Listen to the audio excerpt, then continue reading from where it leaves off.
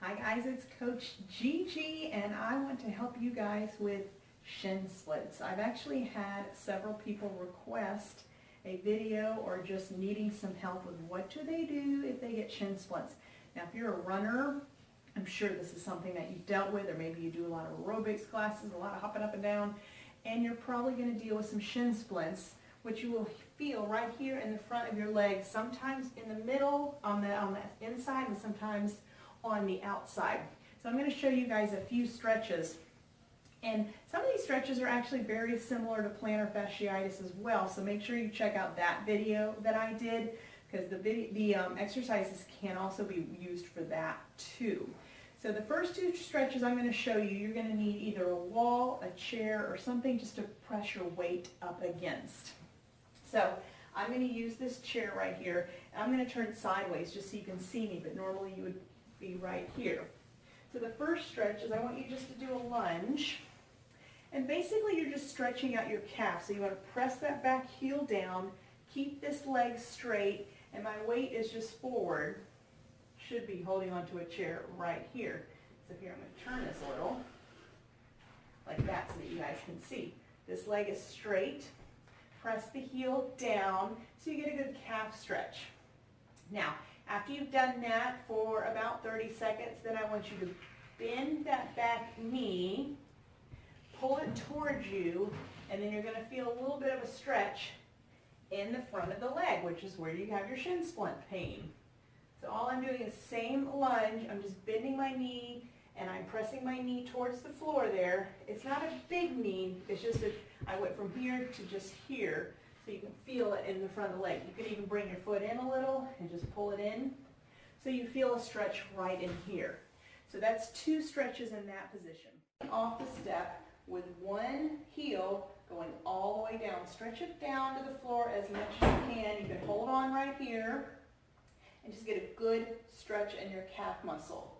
You're going to feel this also in the front of your leg as well, and then you just switch to the other side. I like to do 10 seconds each leg, and then I just keep alternating back and forth so I get a really good calf stretch. Okay guys, your next stretch, you're going to sit down and you're just going to sit on your feet. That's it. Preferably a carpeted or a mat floor, that way you're not on hardwood floors. So all I'm going to do right here is I'm just going to sit on my feet. You can do this with or without shoes. So you're just getting a stretch in the front of the leg because my toes are going back in that direction. So just sit here as long as is comfortable. You can do this for 30 seconds, a minute. You can sit here for longer if you prefer. So that's our next stretch.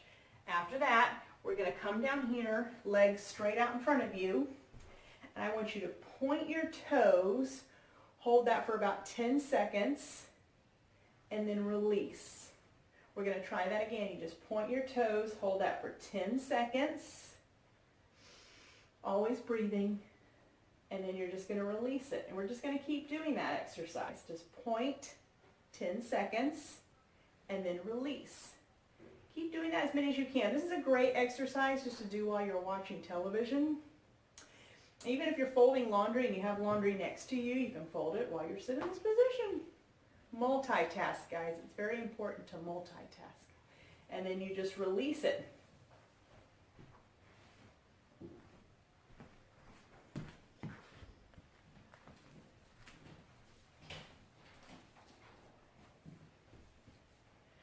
So that's it, guys. I would recommend, if you have a foam roller, use a foam roller. I actually have a video on how to foam roll, and a good exercise for that would be for your calves. And so you can also do it on the front of the leg. So if you have a foam roller, you can do the calf roll here, and then if you're putting it over like this, you can roll it on the front part of your leg as well. I am actually out of town filming this video right now, so I do not have my foam roller to demonstrate with you, but I do have that video also on this channel under my stretching playlist, so make sure you check that out. But I hope that helps. The main thing, guys, if you're having a lot of pain, as much as you don't want to hear this, I would advise that you stop running. Not forever, maybe just for a week, and do the normal old RICE, which is rest, ice, compression, elevation, and just let it rest, let it get better. Try these stretches and then jump back into it, or maybe just try to walk for a while, ease back into a walk run. But if this is something that happens often, I would definitely be keeping up with these stretches on a regular basis and try to take breaks as much as you can so you're not just constantly aggravating it and making it worse. So that is my advice for the day.